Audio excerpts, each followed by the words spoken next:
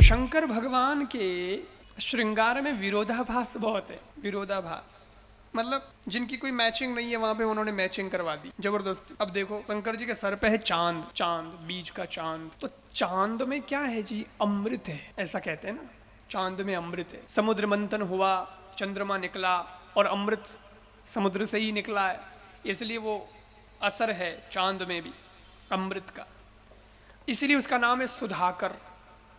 और अमृत का काम क्या है? अमर करना।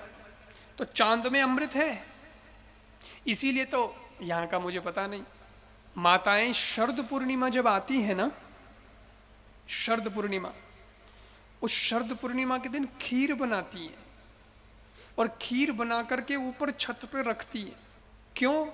बोले आज शरद पूर्णिमा है, आज के दिन चांद में से अमृत टपकेगा, वो खीर में आ जाएगा तो हमको अमृत मिल जाएगा। ऐसी कुछ है, यहाँ का मुझे मालूम नहीं करते कि नहीं करते, हमारे उधर करते।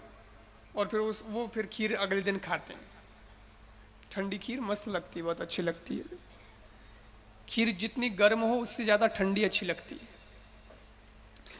तो चांद में अमृत है, अमृत अमर करने का काम करता है। लेकिन शंकर जी चांद को धारण किए, पर थोड़ा नीचे आओ तो गले में, कंठ में क्या धारण किए हैं? जहर, विष। अब अमृत और विष तो बिल्कुल ही अलग चीज हो गई ना। अमृत अमर कर रहा है और जहर मारने का काम कर रहा है। लेकिन शंकर जी ने जहर भी अपने गले में धारण करके रखा हुआ है। क्या मतलब है? शंकर भगवान कहते हैं, मैं सबको गले लगाने की बात करता हूं, सबसे कर लो प्यार, जगत में कोई नहीं पराया है। यहां किसको पत्थर मारे कैसर कौन पराया है, शीश महल में हर एक चेहरा अपना सा लगता है। आदमी अच्छे हैं सब यहां, केवल वक्त बुरा होता है। सब आदमी अच्छे हैं लेकिन टाइम का फर्क पड़ जाता है, वक्त बुरा आ जाता है। बाकी आदमी तो सब भले ही है, और लोग उसको हमेशा के लिए वक्त बुरा होने के कारण जिंदगी भर उसको बुरा समझते हैं और उसको ठुकराते रहते हैं। लेकिन ऐसा नहीं है साहब, जब वक्त सही आता है तो कई बार भले भले सुधर जाते हैं। सबसे प्यार करते हैं शंकर जी। अरे शंकर जी तो ऐसे हैं कि उन्होंने तो भूत भभूत भी एक साथ रखा है, जिनका कोई नहीं। शंकर जी बोले यार कोई नहीं है तो फिर मैं तुम्हारा बनता हूं।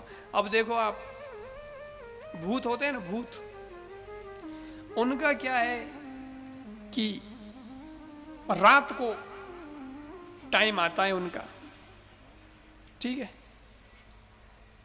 रात को वो लोग आते हैं और रात को उनका टाइम होता है। लेकिन किसी भी मंदिर में वो जाएं अपना भला करने के लिए, तो रात में तो सारे मंदिर बंद हो जाते हैं, पटमंगल हो जाता है ना। राम जी का मंदिर बंद, कृष्ण जी का मंदिर तो बहुत टाइम से, वो तो वहां तो सब सिस्टम है, इतने टाइम से इतने टाइम तक खुला रहेगा, फिर वापस पटमंगल हो जाएंगे, फिर 2 घंटे बाद खुलेंगे, फिर वापस आएंगे, आधे घंटे के लिए दर्शन होगा, फिर पर्दा लग जाएगा, फिर ये, फिर अब भोग लग रहा है, अब आरती हो रही है, अब शयन हो रहा है, अब भगवान तैयार हो रहे हैं, श्रृंगार हो रहा है।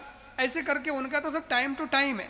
तो कृष्ण जी का मंदिर रात को बंद हो जाता है और राम जी का मंदिर रात को पटमंगल हो जाता है। लेकिन शंकर भगवान, इनके तो मंदिर में दरवाजे अब लगे हैं, पहले दरवाजे नहीं लगते थे। आज भी जंगलों में जो शंकर जी के मंदिर है वो बिना दरवाजे के ही है। बहुत जंगल में जो मंदिर है बिल्कुल ऐसे ही। शंकर जी के तो अब दरवाजे लगने लगे हैं मंदिरों में, पहले कहाँ थे दरवाजे? खुले ही हैं। तो दूसरों के मंदिर में दरवाजे क्यों लगे? बोले दूसरों के इसलिए लगे क्योंकि वो तो मुकुट पहनते हैं, वो तो सोना चांदी पहनते हैं, इसलिए सब ध्यान रखना पड़ता है कि कहीं कोई चुरा के ले जाएगा। लेकिन शंकर जी के तो कोई सिस्टम ही नहीं है, वो तो कपड़े ही नहीं पहनते। वहां तो दरवाजा है तो दीवार नहीं, दीवार है तो दरवाजा नहीं, वहां तो सिस्टम ऐसा है, इसलिए उनको कोई गेट वेट की जरूरत है ही नहीं, वो ऐसे ही। और भूत लोग जब आए रात को, भूत प्रेत, उन्होंने सब मंदिरों में देख लिया, सारे दरवाजे बंद हैं, शंकर जी का खुला था। बेचारे रोते बिलखते आए। शंकर जी बोले, भैया तुम्हें कोई नहीं रख रहा, सबने गेट बंद कर दिए तुम्हारे लिए, पर मेरा द्वार खुला है, आओ आओ आओ, मैं तुम्हें रख लेता हूं। शंकर जी ने उनको रख लिया, आओ मेरे पास आओ। और शंकर जी ने उनको रख लिया तो शंकर जी की कृपा समझो।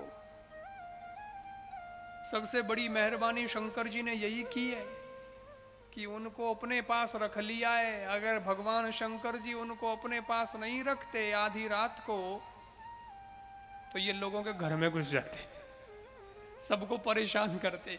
इसलिए शंकर भगवान बोलते हैं, जिन्हें कोई नहीं रखता उन्हें मैं रखता हूं। जहर अमृत शंकर भगवान ने रखा, और दुनिया को क्या सिखाया?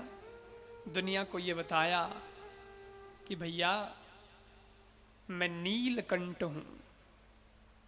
शंकर जी ने जहर पिया, इसीलिए शंकर जी का कंठ नीला पड़ गया। और तुम भी अगर नीलकंठ बनना चाहते हो तो एक काम करना। बोले क्या करना? बोले जहर पीना। लेकिन जहर कौन सा? कौन सा जहर? तुम वो बाजार वाला मत समझ लेना कि महाराज गता में कह रहे थे जहर पियो, वो जहर नहीं। तो कौन सा जहर? बोले जहर है ईर्ष्या का, जहर है द्वेष का, जहर है निंदा का, जहर है तानों का। और जो व्यक्ति अपने जीवन में आगे बढ़ता है तो लोग उसे ऐसा ही तो जहर पिलाते हैं। कोई उसकी निंदा करता है, कोई उससे ईर्ष्या करता है, कोई ताने मारता है, कोई क्या करता है, कोई क्या करता है, कोई इधर उधर के टॉन्ट कसता है। और उन सबको अगर जिस व्यक्ति ने जहर समझ करके पी लिया तो वास्तव में याद रखना, अमृत जिन्होंने पिया वो तो कहलाए देव, लेकिन जहर जिन्होंने पिया वो कहलाए महादेव। तुम भी महादेव बन जाओ।